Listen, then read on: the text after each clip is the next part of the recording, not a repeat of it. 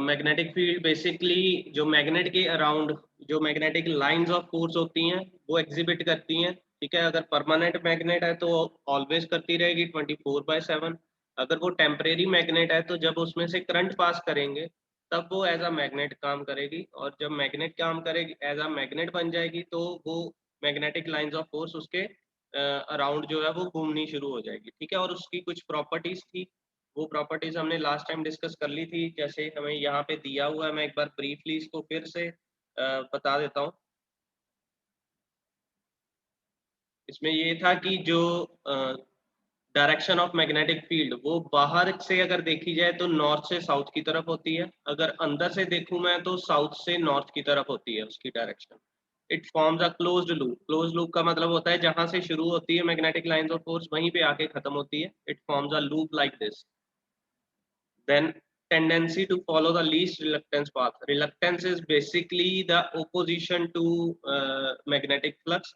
ये बेसिकली क्या करती है, इनकी एक प्रॉपर्टी होती है कि जहां पे कम से कम रिलक्टेंस मिलेगी इसको, मतलब जहां से इजी फ्लो मिलेगा, पाथ मिलेगा, वहां पे ये ज्यादा फ्लो करेगी। नेक्स्ट है it act like a stretched chords. एक इलास्टिक कोर्ड्स की तरह ये बिहेव करती है कि अगर इसको फोर्स लगाई जाए टू चेंज इट्स वे तो ये वापस उसको फोर्स लगाएगी और अपने वे में वापस आने की कोशिश करेगी अपनी जगह पे। Right, they never intersect each other. एक दूसरे को काट नहीं सकती है ये दोनों कोई भी magnetic lines of force. They repel each other when they are parallel and in same direction. एक दूसरे को रिपेल करती है जब ये एक दूसरे के पैरेलल चल रही हैं और एक ही डायरेक्शन में चल रही हो, तो it will repel each other. They remain unaffected bye non magnetic material. कोई भी नॉन मैग्नेटिक मटेरियल अगर मैं इन फ्लक्स के बीच में रख दूं, फील्ड के बीच में रख दूं, तो वो अनअफेक्टेड होगा, कोई इशू नहीं होगा, कोई इससे जो है मैग्नेटिक लाइंस ऑफ फोर्स को इफेक्ट नहीं पड़ेगा। तो these were the properties of magnetic field. आगे बात करते हैं इलेक्ट्रोमैग्नेटिज्म की। ये टॉपिक नोट कर लीजिए आप अपनी कॉपी पे। इलेक्ट्रोमैग्नेटिज्म क्या होता है? It is a branch of physics that deals with the electromagnetic force. Electromagnetic force means short form में हम इसको EMF बोलते हैं। तो इलेक्ट्रोमैग्नेटिज्म एक फिजिक्स की ब्रांच है जो EMF से डील करती है। EMF क्या है? वही जो हमने बात की थी अभी की, इलेक्ट्रिसिटी जो है वो प्रोड्यूस होती है with the effect of magnetic circuit. अब बेसिकली क्या है ये? It is the phenomena by which magnetism is produced by the effect of electric current is called electromagnetism. Magnetism जो है वो प्रोड्यूस होता है with the effect of electric current. मतलब जो इलेक्ट्रिक करंट है, आई है, उसका जो डिपेंडेंसी है वो मैग्नेट के साथ है, या मैग्नेट की डिपेंडेंसी इलेक्ट्रिक करंट के साथ है, दोनों एक दूसरे के साथ अटैच्ड है, तो उसको हम बोलते हैं electromagnetism. And it was an accidental discovery, I have already told you कि इस बेसिकली एक डैनिश के साइकिस्ट थे, उन्होंने क्लास में पढ़ाते पढ़ाते एक कंडक्टर में करंट पास किया। जब करंट पास किया यहाँ से, तो एक उसके पास मैग्नेटिक नीडल पड़ी थी, उनको नहीं पता था वो नीडल पड़ी है, तो वो घूमनी शुरू हो गई जब यहाँ से करंट पास हुआ। और जब करंट को उन्होंने रोक दिया तो वो नीडल भी घूमनी बंद हो गई, जिनसे जिससे उनको ये इलेक्ट्रोमैग्नेटिज्म की डिस्कवरी हुई। ठीक है, तो दिस वाज इलेक्ट्रोमैग्नेटिज्म। अगला टॉपिक हमारा है, ये 5 मार्क्स का टॉपिक है, इसको नोट कर सकते हैं आप। Magnetic effect of electric current. इसमें क्या दिया हुआ है? बेसिकली इलेक्ट्रिक करंट के ऊपर जो मैग्नेटिक इफेक्ट है उसके बारे में बताना। ठीक है, अब इसमें एक डायग्राम बनाया हुआ है हमने, जिसमें एक कंडक्टर रॉड ली है। This is the conductor rod and this is a board का, ये कार्डबोर्ड है। इसके ऊपर ये जो आपको डॉट्स दिख रहे हैं ये सारे एक बेसिकली है स्प्रिंकल आयरन फिलिंग। मतलब ये एक छोटे छोटे आयरन के स्प्रिंकल्स होते हैं। जब हम आयरन को किसी जगह पे वो करते हैं, क्रैश करते हैं, तो उसमें से स्प्रिंकल्स निकल आते हैं छोटे छोटे, तो वो उसमें यहाँ पे कार्डबोर्ड के ऊपर रखे हुए हैं, और एक यहाँ पे मैग्नेटिक नीडल रखी है। ठीक है, अब ये जो कंडक्टर रोड है इसको हमने एक बैटरी के साथ कनेक्ट किया है। बैटरी को पॉजिटिव टर्मिनल नीचे रखा हुआ है, नेगेटिव ऊपर रखा है, और एक साथ में एक वेरिएबल रेजिस्टर लगा दिया। वेरिएबल रेजिस्टर क्या करेगा? जब हम इसको वेरी करेंगे आर को, तो जो वोल्टेज है वो ऊपर नीचे होगी। बेसिकली हम वोल्टेज चेंज करके देख रहे हैं। तो उससे होगा क्या? एक करंट इसमें से फ्लो करेगा कंडक्टर रॉड में से। अब जब इसमें से करंट फ्लो करेगा, और जो नीचे आयरन फिलिंग्स पड़ी हैं यहाँ पे, इस पे एक इफेक्ट आएगा, वो इफेक्ट के बारे में बताया हुआ है यहाँ पे। वही एक नीडल भी रखी हुई है, मैग्नेटिक नीडल, और यहाँ पे कुछ स्प्रिंकल्स रखे हुए हैं, इसके बारे में बताया गया है इन दिस टॉपिक, तो वो डिस्कस कर रहे हैं हम। When a conductor carries electric current, ये कंडक्टर है, जब ये इलेक्ट्रिक करंट को कैरी करेगा, the magnetic lines of force are set up around it, इसके इर्द गिर्द एक magnetic lines of force setup हो जाएगी, ठीक है, in the form of concentric circles. और ये जो प्रोड्यूस होगी मैग्नेटिक फोर्स, वो एक कंसेंट्रिक सर्कल की शेप में होगी, this is called concentric circles, right. उसके बाद can be illustrated by passing A current carrying conductor through a hardboard, sprinkle iron filling on the hardboard and tap it slightly, the iron filling will occupy a definite position around the conductor which reveals that basically क्या है, ये iron filling एक अपनी अपनी जगह ले लेगा जब हम इसमें से करंट पास करेंगे, ये ऐसे ही फैल जाएगा। जब फैलेगा तो क्या रिवील करते हैं उससे, the field nearer the conductor is stronger and becomes weak as the radial distance from the conductor increases. अब क्या है, इस रोड के अराउंड जो प्रोड्यूस हो रही है मैग्नेटिक फील्ड, वो कह रहे हैं जितनी ज्यादा नियर है उस कंडक्टर से, उतनी ये स्ट्रॉन्ग फील्ड प्रोड्यूस हो रही है, जैसे जैसे दूर जाएंगे वो फील्ड कमजोर होती जाएगी। मतलब ये इसके पास पास अगर मैं देखूं तो ये बहुत स्ट्रॉन्ग फील्ड होगी, और जैसे जैसे दूर जाएंगे ये फील्ड का डिस्टेंस थोड़ा बढ़ना शुरू हो जाएगा, that means it becomes weak with the distance. Next, the strength of the magnetic field around the conductor depends on the magnitude of flow current through it. अब जो स्ट्रेंथ है मैग्नेटिक फील्ड की, जो इसके अराउंड हो रही है, magnetic field generate हो रही है, वो डिपेंड करता है कि हम करंट कितना पास कर रहे हैं। The more the current, the more will be the field. अगर मैं करंट ज्यादा पास कर रहा हूँ इस कंडक्टर में से तो ज्यादा फील्ड प्रोड्यूस होगी, अगर करंट को कम कर रहा हूँ with the help of this R, तो जो उसकी मैग्नेटिक फील्ड की स्ट्रेंथ है वो कम हो जाएगी। तो सेकंड ये चीज रिवील हो गई। थर्ड वो कह रहे हैं the direction of magnetic field is perpendicular to direction of flow of current. जो मैग्नेटिक फील्ड की डायरेक्शन है that is 90 degree then the current, मतलब उससे परपेंडिकुलर होगी with the direction of flow of current, ठीक है जी। तो ये चीज इससे रिवील हो जाती है। नेक्स्ट है the direction of magnetic field is reversed if the direction of flow of current in the conductor is reversed. अगर मैं यहाँ पे, ये आपके सामने एक स्क्रीन दिख रही है, इसमें यहाँ पे देख सकते हैं आप कि करंट की डायरेक्शन अगर नीचे है तो मैग्नेटिक फील्ड की डायरेक्शन एक साइड पे होगी। अगर मैं करंट की डायरेक्शन उल्टी कर दूं, यहाँ पे ये क्लॉकवाइज चल रही है, राइट, और अगर मैं करंट की डायरेक्शन उल्टी कर रहा हूँ, बैटरी को उल्टा लगा रहा हूँ, तो जो मैग्नेटिक फील्ड है उसकी डायरेक्शन भी एंटी क्लॉकवाइज हो जाएगी, राइट। तो ये यस सर, हमने इसका रूल भी पढ़ा था, कॉक्सक्रू रूल। कौन सा rule? Science, corkscrew rule. Yes, वो डायरेक्शन होती है मैग्नेटिक फील्ड की। दो तरीके से हम निकाल सकते हैं, राइट हैंड थंब रूल और सेकंड है कॉक्सक्रू रूल, जो आपने पढ़ा हुआ है, ठीक है। ये दोनों के बारे में अभी बात करता हूँ। आपको पता ही है कि हम जब जो स्क्रू होता है, अगर उसको मैंने उधर को भेजना है, दीवार की तरफ भेजना है, तो मुझे राइट को क्लॉकवाइज घुमाना पड़ेगा और वो आगे को जाएगा, ठीक है। अगर मैं उसको उल्टा घुमाऊंगा तो वो पीछे की तरफ आएगा। तो यही चीज है यहाँ भी कि करंट की डायरेक्शन अगर हमने एक तरफ रखनी है तो we have to, magnetic lines of force एक तरफ पे घूमेगी क्लॉकवाइज, अगर करंट की डायरेक्शन उल्टी कर दे तो वो एंटी क्लॉकवाइज हो जाएगी, ठीक है। तो this is the magnetic effect of electric current. ये 5 मार्क्स का क्वेश्चन आता है, हमने इसी डायग्राम को बना के इसी को इसके बारे में बता देना है, कंस्ट्रक्शन बता देनी कि क्या क्या लगाया है। उसके बाद ये 4 पॉइंट जो है, this is first, this is second, this is third and this is fourth, ये चारों के बारे में डिस्कस कर लेना है। पहला ये है कि जितना पास कंडक्टर होगा उतनी ज्यादा फील्ड प्रोड्यूस होगी, और दूर जाते जाएंगे तो फील्ड कमजोर होती जाएगी। दूसरा है कि जितना ज्यादा करंट होगा उतनी ज्यादा फील्ड प्रोड्यूस होगी, अगर करंट कम है तो फील्ड की जो स्ट्रेंथ है वो भी कम हो जाएगी। थर्ड है कि जो मैग्नेटिक फील्ड प्रोड्यूस हो रही है वो 90 डिग्री होती है with the direction of flow of current. Fourth point है कि जैसे करंट की डायरेक्शन ऑपोजिट हो जाएगी तो मैग्नेटिक फील्ड की डायरेक्शन भी ऑपोजिट हो जाएगी। तो these are the magnetic effect of electric current, ठीक है। डायग्राम हमने ये ही बनाना है, अगर ये लास्ट वाला पॉइंट हमने डिफाइन करना है तो ये वाला डायग्राम बना सकते हैं, right. This topic is over. अब इसके साथ ही 2 पॉइंट्स आते हैं, वो उसकी स्लाइड नहीं है मेरे पास, बट मैं उसको आपको यहाँ पे समझा देता हूँ, आप टॉपिक नोट कर लीजिए। That is direction of magnetic lines of force, ये भी कवर अप हो जाएगा, कि मैग्नेटिक लाइंस ऑफ फोर्स की डायरेक्शन हम कैसे डिटरमिन कर सकते हैं with the help of electric current, right. एक मिनट।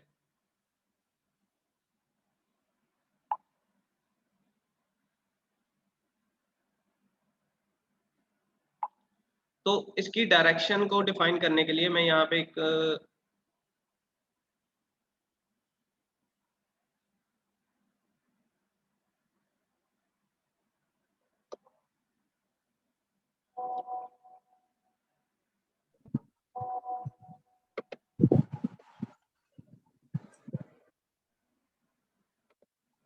जी ब्लैंक स्क्रीन दिख रही है?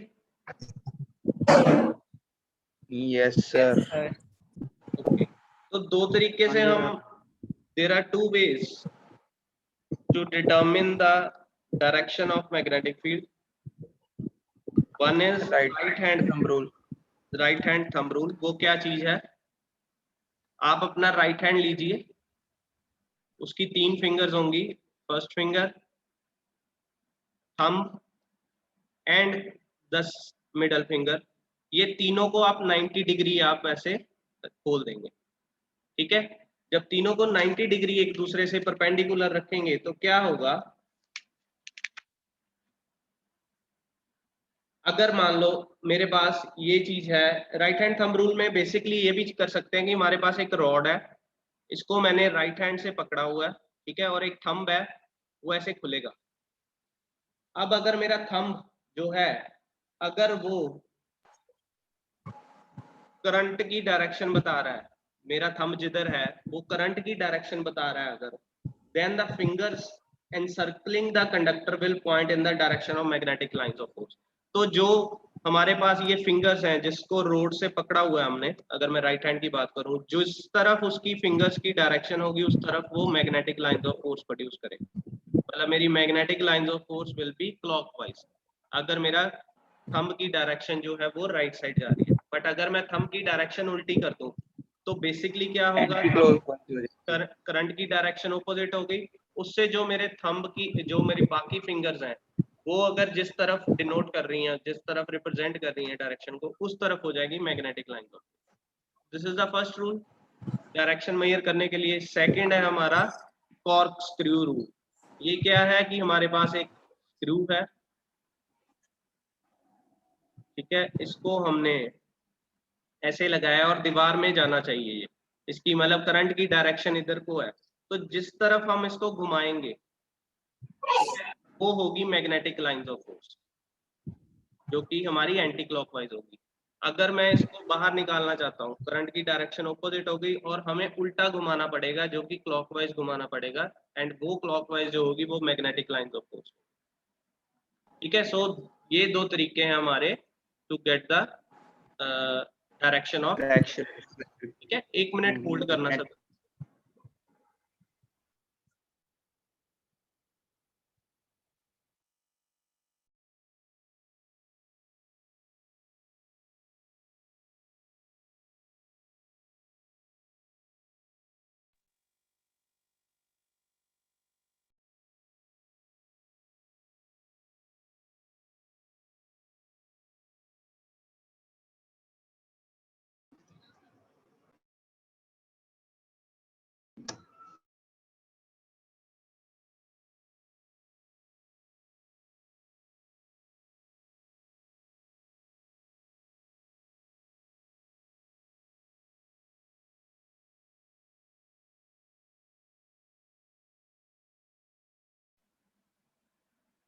ठीक है बच्चे, डायरेक्शन का अगर क्वेश्चन आएगा तो you have to discuss 2 points. दोनों पॉइंट्स के मैं नोट्स आपको भेज दूंगा, समझा मैंने दिया है, ठीक है, बुक में है, वैसे आप देख सकते हैं। क्लियर होना चाहिए माइंड में, अगर क्लियर हो गया तो लिखने में कोई प्रॉब्लम नहीं आएगी। चलें आगे। हेलो सर जी। हाँ जी बच्चे। सर ਸਾਡੇ ਉੱਥੇ ਪਿੰਡ ਵੈਕਸੀਨ ਲਗਾਉਂਦੇ ਪਏ ਆ ਤੇ ਮੈਂ ਲਗਾਉਣ ਜਾਣਾ ਸੀ ਜਾਵਾ। ਕਦੋਂ ਟੋਕਨ ਟੁਕਨ ਲੈ ਲਿਆ ਕਿ ਇੱਦਾਂ ਹੀ ਲੱਗ ਜਾਂਦੀ ਹੈ? ਇੱਦਾਂ ਹੀ ਲੱਗ ਜਾਂਦੇ ਸਰ, ਆਧਾਰ ਕਾਰਡ ਦਿਖਾ ਕੇ। अच्छा ਲਵਾਇਆ ਲਵਾਇਆ। ਹਾਂਜੀ ਇਹ ਫਿਰ ਵੀਡੀਓ ਦੇਖ ਲਈ, ਮੈਂ ਉੱਤੇ ਅਪਲੋਡ ਕਰ ਦੂੰਗਾ YouTube ਤੇ। ਠੀਕ ਹੈ ਸਰ। हाँ जी, आगे चलें। Yes, sir.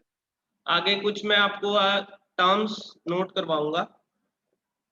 ये जो टर्म्स हैं ये इलेक्ट्रोमैग्नेटिक इंडक्शन के रिलेटेड होगी, मतलब अगले जो टॉपिक पढ़ेंगे हम उसके रिलेटेड होगी।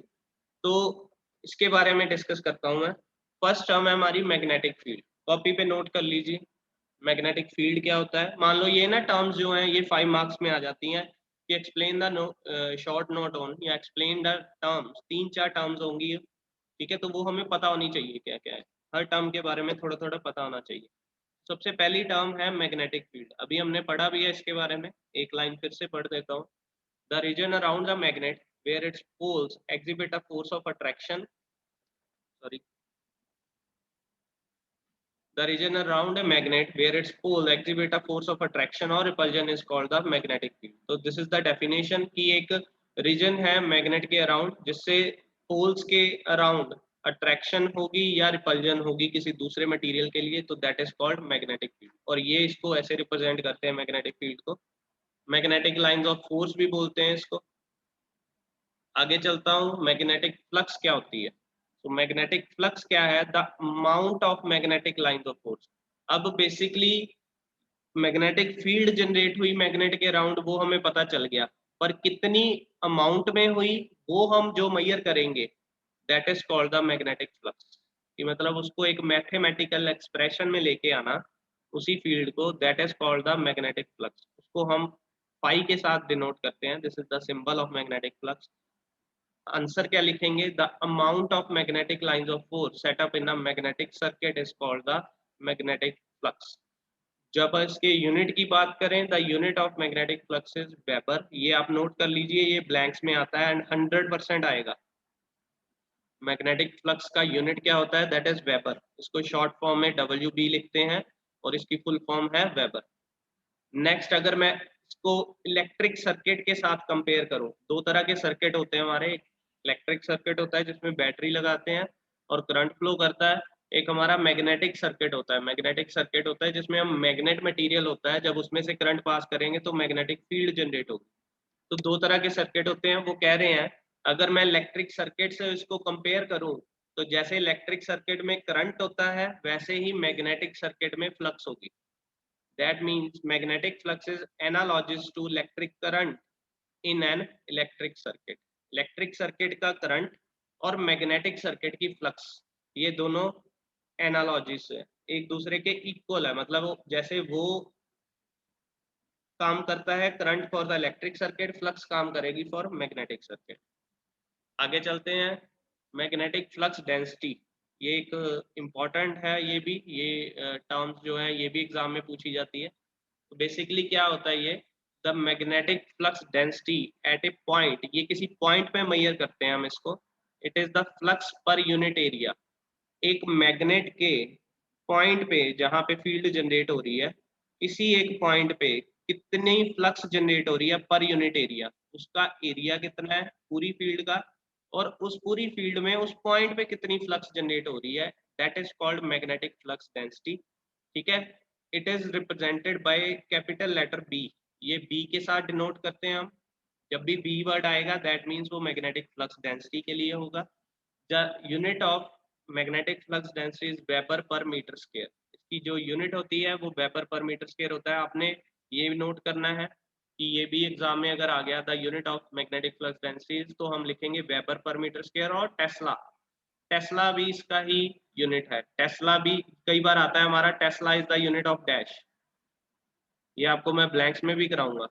तो answer will B magnetic flux density.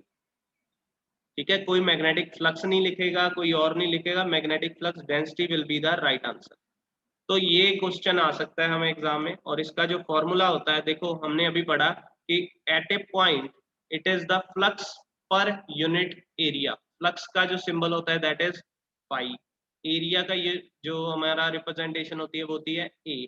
तो phi over A is equal to B होता है। B is magnetic flux density और इसका यूनिट है वेबर पर मीटर स्क्वायर और टेस्ला। तो this is the representation of magnetic flux density. ये भी नोट कर लीजिए, आप के सामने स्क्रीन में दिख रही है, इसको कॉपी पे लिख सकते हैं साथ साथ में। और आगे चलते हैं, परमेबिलिटी 5 मार्क्स का क्वेश्चन अकेला ही आपको आएगा, ये 100% क्वेश्चन आता है पेपर्स में। What do you mean by permeability and what are the types of permeability. तो परमेबिलिटी होता क्या है, सबसे पहले वो पढ़ते हैं। अब जैसे पहले मैं आपको थोड़ा सा आइडिया दे देता हूँ। मान लो हमारे पास एक मटेरियल है, कंडक्टर है आयरन, एक हमारे पास इंसुलेटिंग मटेरियल है वुड, एक हमारे पास है ग्लास, एक हमारे पास है कॉपर। ये 4 तरह के मटेरियल है हमारे पास। अब ये चारों मटेरियल की अपनी अपनी एक प्रॉपर्टी है कि इसमें से कितना करंट पास कर सकते भी है या नहीं भी कर सकते हैं। जिसमें से करंट पास हो जाए वो कंडक्टर होता है, जिसमें से करंट ना पास हो वो इंसुलेटर होता है। अब iron is a conductor, we know that कि इसमें से करंट पास हो जाता है, बट कितना करंट पास होता है that is the ability of the material. ठीक है, कि वो एबिलिटी होती है मटेरियल की, इसमें से करंट कितना पास होता है। कई मटेरियल होते हैं उसमें से करंट बहुत ज्यादा, जितना चाहे हम पास करवा सकते हैं। कईयों की हमारे पास एबिलिटी ऐसी होती है कि उसमें से करंट इतना ज्यादा नहीं पास होता जितना कि दूसरे मटेरियल से ज्यादा हो जाता है। तो वो एबिलिटी होती है मटेरियल की कि उसमें से करंट कितना पास होगा। ऐसे ही वुड की प्रॉपर्टी है कि उसमें से करंट बिल्कुल भी पास नहीं होता है। ग्लास की प्रॉपर्टी है कि वो करंट को पास नहीं करता है। ठीक है, ये हो गई हमारी एग्जांपल की ability of the material to pass the current. उसको हम बोलते हैं कंडक्टिविटी। ये जो टर्मिनोलॉजी जो भी मैंने आपको बताई कि करंट पास करने की capability, that is called the conductivity of the material. ये हो गया इलेक्ट्रिक सर्किट की बात। हम बात करेंगे मैग्नेटिक सर्किट की। जैसे इलेक्ट्रिक सर्किट में कंडक्टिविटी है कि ability to pass the current, ऐसे ही मैग्नेटिक मटेरियल में परमेबिलिटी है। टर्मिनोलॉजी चेंज हो गई, काम सेम है। It is the ability of a material to conduct the magnetic lines of force through it called the permeability of the material। एक material है, जैसे मान लो मैं आयरन मटेरियल की ही बात करता हूँ, दूसरी तरफ वुड ले रहा हूँ। अब आयरन में से मैग्नेटिक लाइंस ऑफ फोर्स कितनी सेटअप होगी वो एबिलिटी है उस मटेरियल की। वुड में से कितनी सेटअप होगी वो उसकी एबिलिटी है। दैट मीन्स दोनों की अपनी अपनी परमेबिलिटी होगी, दोनों का अपना अपना जो है मैग्नेटिक फ्लक्स को जनरेट करने का अपना अपना कैपेबिलिटी होगी, and that terminology is known as permeability. तो डेफिनेशन की बात करते हैं। Ability of a material to conduct magnetic lines of force through it is called permeability of that material. इसको हम डिनोट करते हैं म्यू के साथ। This word is called mu. ठीक है, और the greater the permeability of the material, जितनी ज्यादा परमेबिलिटी होगी the greater is its conductivity for the magnetic lines of force and vice versa. जितनी ज्यादा परमेबिलिटी होगी उतनी ज्यादा फ्लक्स सेटअप होगी, जितनी कम परमेबिलिटी होगी उतनी कम फ्लक्स सेटअप होगी उस मटेरियल में। मान लो मैं वुड को अगर मैं बोलूं कि मैग्नेट बना सकता हूं तो नहीं बना सकता हूं। क्यों नहीं बना सकता? Because of its permeability. उसकी एबिलिटी नहीं है कि मैग्नेटिक लाइंस ऑफ फोर्स को जनरेट कर सके। तो हम इसको परमेबिलिटी के कारण ही उसको एज अ मैग्नेट यूज नहीं कर सकते। ठीक है, the permeability of vacuum is the poorest. इसको मैंने रेड साइन दिया है, that means it is important.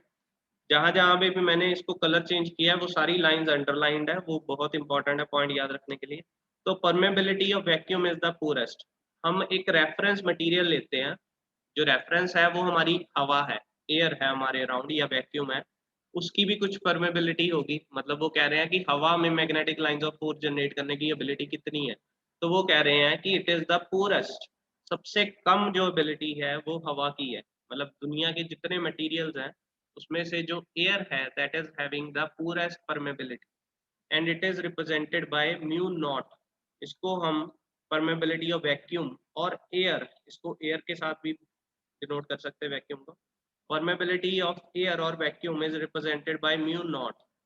इसको हम म्यू नॉट से डिफाइन करते हैं, और वो कितनी होती है? That is 4 pi multiply by 10⁻⁻⁷ h divided by m। h क्या है? That is Henry, Henry per metre. Henry क्या होता है? दैट इज द बेसिकली ये होता है हमारा इंडक्टेंस का फॉर्मूला होता है, एल का फॉर्मूला, सॉरी एल का यूनिट होता है हेनरी। तो इंडक्टेंस का unit henry divided by metre, henry per metre बोलते हैं इसको। The permeability of air is, अगर आपको क्वेश्चन आए द परमेबिलिटी ऑफ एयर और वैक्यूम इज डैश, तो answer will be this 4 pi multiply by 10⁻⁻⁷ henry per metre. ठीक है, और इसको डिनोट करते हैं म्यू नॉट के साथ, and it is the purest of all the material. आगे बात करें, परमेबिलिटी दो तरह की होती है, हर मटेरियल में दो तरह की परमेबिलिटी हम मेजर कर सकते हैं, हर मटेरियल की दो तरह की परमेबिलिटी होती है। First is called absolute permeability, second one is called relative permeability. Absolute permeability क्या है? It is the actual permeability of the magnetic material. Normally मैं जिस परमेबिलिटी की बात कर रहा हूँ वो एक्चुअल में जो है, मतलब सिंपल परमेबिलिटी को हम एब्सोल्यूट परमेबिलिटी बोलेंगे। तो उन्होंने कहा it is the actual permeability of magnetic material and it is denoted by mu. जो हमने अभी बात की थी परमेबिलिटी की, वही है एब्सोल्यूट परमेबिलिटी। और एयर और वैक्यूम की जो है उसको हम म्यू नॉट के साथ डिफाइन करते हैं एब्सोल्यूट परमेबिलिटी को, which is 4 pi multiply bye 10⁻⁻7 Henry पर minute. Absolute permeability of air is forest. तो ये हो गया हमारा एब्सोल्यूट, जो ऑलरेडी हम डिस्कस कर चुके थे। सेकेंड है हमारा रिलेटिव परमेबिलिटी। रिलेटिव का मतलब क्या होता है? ये जो परमेबिलिटी है इसको हम रेफरेंस यूज करते हैं to measure this permeability, we have to take the reference of air, the permeability of air. हम एयर और वैक्यूम को रेफरेंस मीडियम यूज करेंगे to get the relative permeability of that material. It can be defined as, this is the definition, आप note कर सकते हैं। It can be defined as the ratio of permeability of the material to the permeability of air और vacuum. Normal permeability किसी भी material की जिसको हम म्यू लेते हैं divided by the permeability of air, this is called the relative permeability. तो relative permeability का जो फॉर्मूला है वो है किसी भी मटेरियल की परमेबिलिटी एक्चुअल में जो है डिवाइडेड बाय एयर की जो परमेबिलिटी है, जो उसका आंसर आएगा that is called the relative permeability. मतलब हमने एयर और वैक्यूम की परमेबिलिटी को रेफरेंस लेना ही लेना है और उसको डिवाइड करना है एक्चुअल के साथ जो भी उस मटेरियल की परमेबिलिटी होगी, and that is called the relative permeability.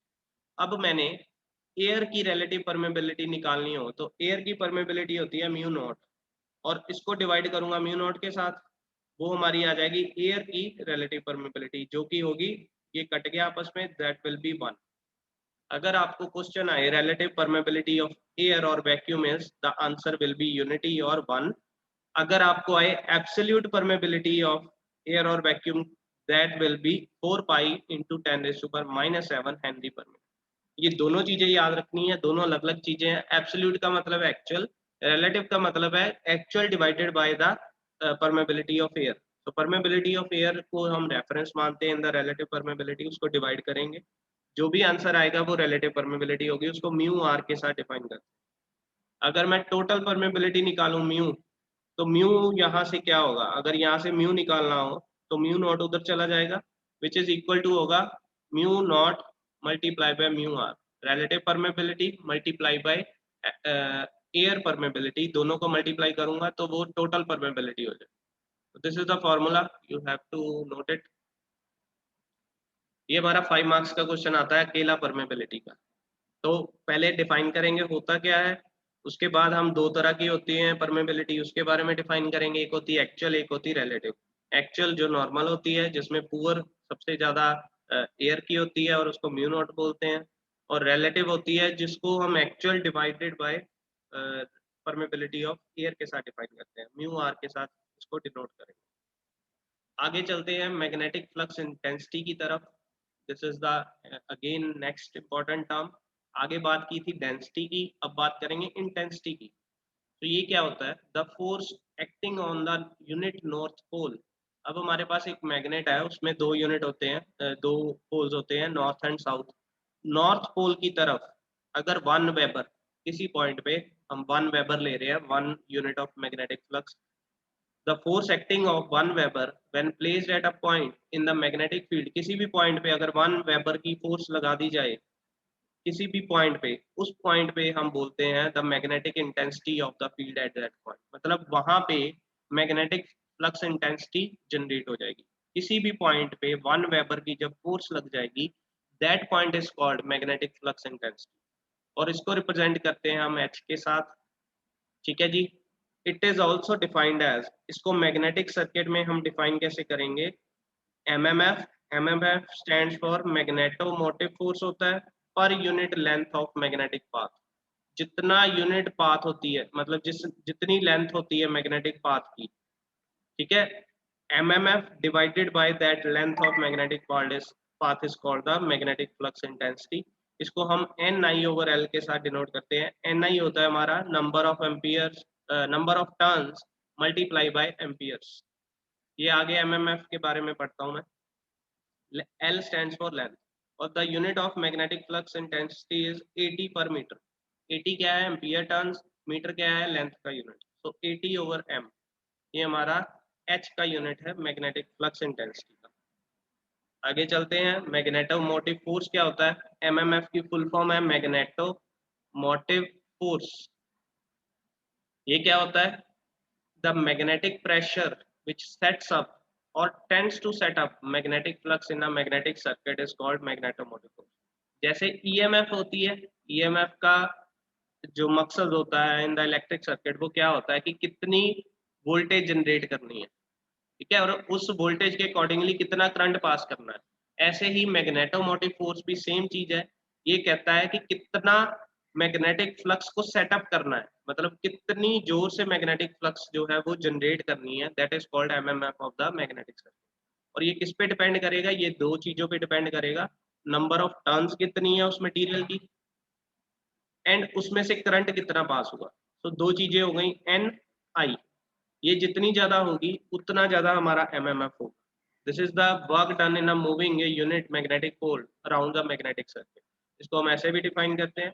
Basically the expression for MMF is NI। N stands for number of turns, I stands for current. इसका जो यूनिट है that is AT, ampere turns में इसको measure करते हैं and it is analogous to EMF in an electric circuit. तो ये हमारा एक टर्म हो गई। यहाँ तक जो आपको नहीं समझ आया वो पूछ लो। लेस देन 1 मिनट रह गया, आप रीज्वाइन करेंगे, ठीक है, उसके बाद हम क्वेरी सेशन शुरू करेंगे। तो अभी मैं इसको स्टॉप कर रहा हूँ, आप रीज्वाइन सभी कर लेना, ठीक है। मैं एंड कर रहा हूँ इस वीडियो का। Clear to all? सर थोड़ा टाइम दो, इतनी तेज तेज पढ़ा दिया है। आप ऐसे करो, मैं आपको ये वीडियो अपलोड कर देता हूँ, ठीक है, आप उसको देख लीजिए, उसके बाद हम क्वेरी सेशन रखते हैं।